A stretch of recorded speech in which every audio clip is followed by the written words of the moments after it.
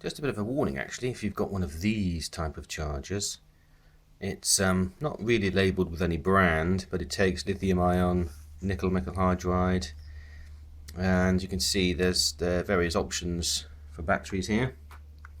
So it can take plenty, and the reason I got this is so I can charge up some of the 18650s that I've got kicking about. It's got a D4 on there, but on the back, not really much in the way of branding. I mean, it's got some of these various compliance labels, but it's the one where you plug into USB.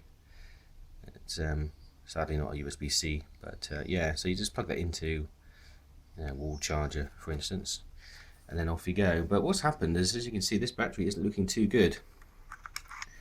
And check out, it's actually melted the battery. Well, it's actually melted, it's overcharged the battery and actually melted not only the battery itself, but even the casing. You can see there, it's literally just started to burn away. So I noticed this, thankfully, on a regular check, and pulled it out quickly, and it was just so hot. You know, it's obviously started to burst, as you can see there. Actually started to squeeze out all the innards. So, you know, it's not supposed to look like that. It's actually just melted the wrapping as well. So beware of these. They obviously don't have any temperature sensing system involved. Now, I did notice this does get quite hot, especially for AAAs. So I did regularly keep an eye on it, never left it unattended when it was charging. I only ever kept it on the small charge rate, which, as you can see up here, I think it was 500 milliamps.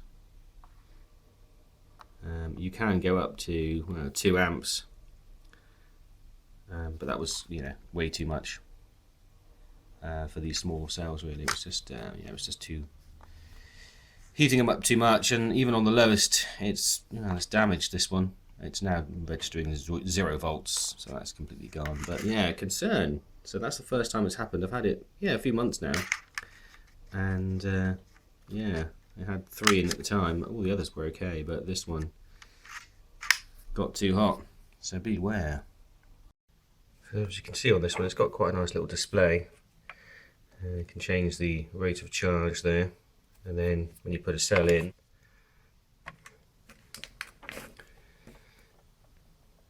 there you go, you can see that you've got all your stats for that cell. 40% charge, you've got the voltage in the middle, and then on the left there, that's how much is going in, and a timer.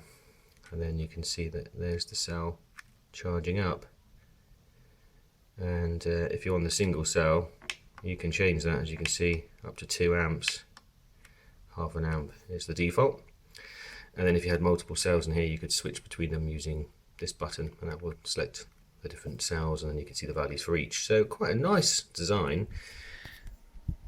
So here we are. You can cycle between the different cells. You can see the little icon, that little 2 there, shows you what bank you're looking at. Bank 3, bank 4, back to bank 1. And then if we just watch for a minute, there we go, you can see the timer's gone up to 1 minute, and then we got 5 milliamp hours gone in to the battery, 1.29 volts, 1.3, and it's at 50%. So if you scroll through, you can see all your percentages.